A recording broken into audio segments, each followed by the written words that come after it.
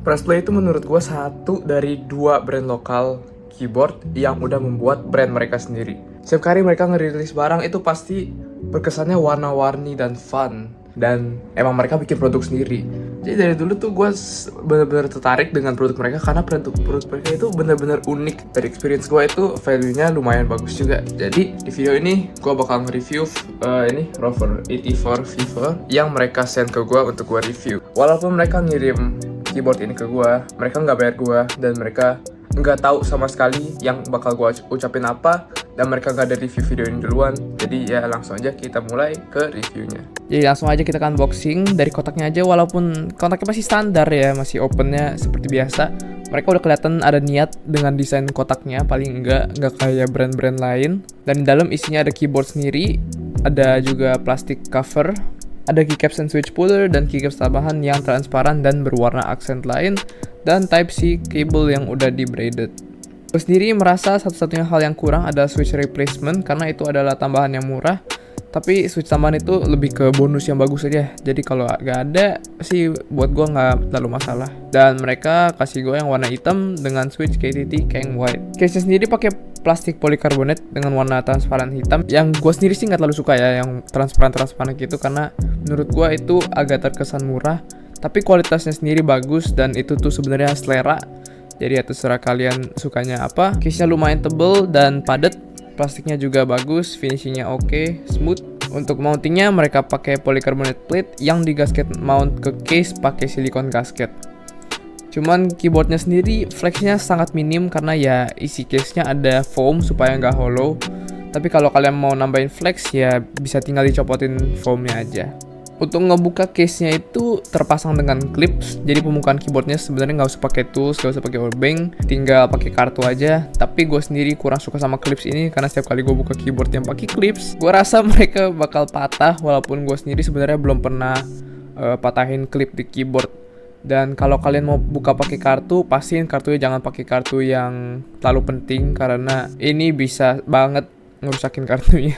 Di dalam keyboardnya ada foam yang lumayan tebal sama baterai karena keyboard ini bisa wireless pakai 2.4 GHz dongle ataupun pakai Bluetooth 5.0. Jadi emang fiturnya ya udah sesuai harga. Keycapsnya sendiri ya berkualitas, teksturnya smooth, tebal dan udah double shot PBT.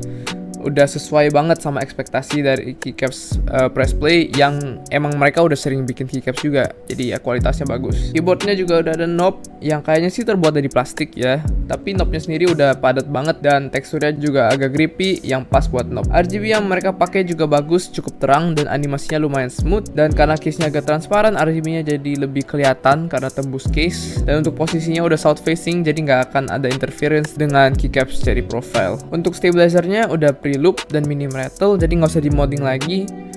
Dan loop yang mereka pakai itu udah pas, nggak overloop kayak di Red Dragon FIDD, jadi nggak mushy. Dan stabilizer wire-nya juga udah lumayan tebel, nggak kayak stabilizer yang murahan yang wire-nya itu tipis-tipis.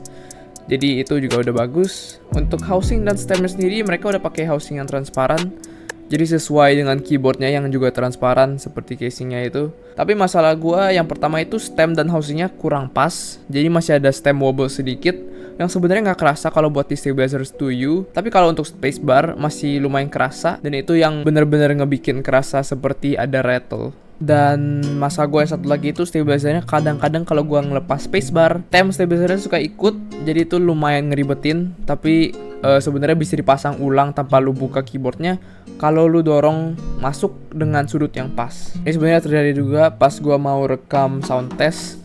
Ya kalian bisa lihat di sini. Switchnya mereka pakai KTT Kang White yang udah di loop, yang menurut gua adalah salah satu switch budget yang paling bagus karena asal di loop udah terasa smooth. Dan KTT Kang White juga bisa masuk ke keyboard yang sama profile yang talky dan clacky, jadi dia bisa adjusting gitu.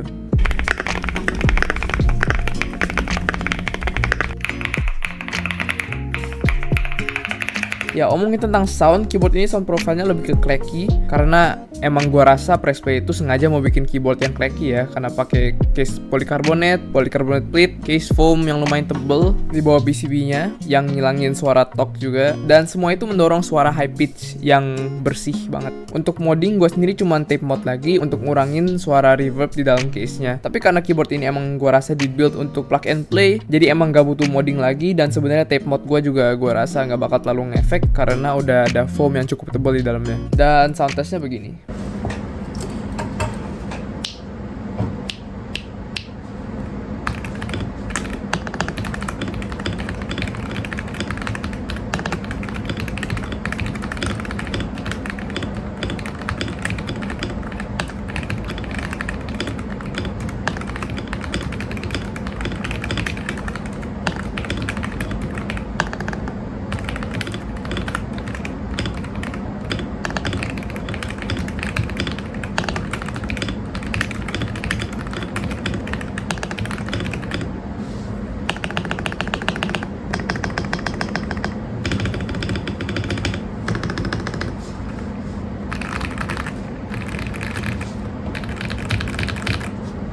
Untuk suaranya sih gue rasa untuk pitch-nya dia udah pas, dan keyboardnya juga ada agak suara muted, jadi dia nggak terlalu berisik. Jadi gue rasa kalau lu pada mau pakai buat kantoran ya bisa-bisa aja. Untuk gaming performance ya biasa aja, cuma karena dia keyboard mechanical biasa ya dia nggak bisa bersaingan dengan keyboard hal effect kayak Swift 82 atau Snapdragon FIDD. Cuma kalau untuk produktivitas, kalian misalnya mau nulis dokumen atau apa, gue rasa keyboardnya masih lumayan bagus karena ada fit flip up yang typing angle-nya bisa lu sesuaiin suka lu. Dan gue sendiri nulis skrip untuk video ini pakai keyboard ini ya.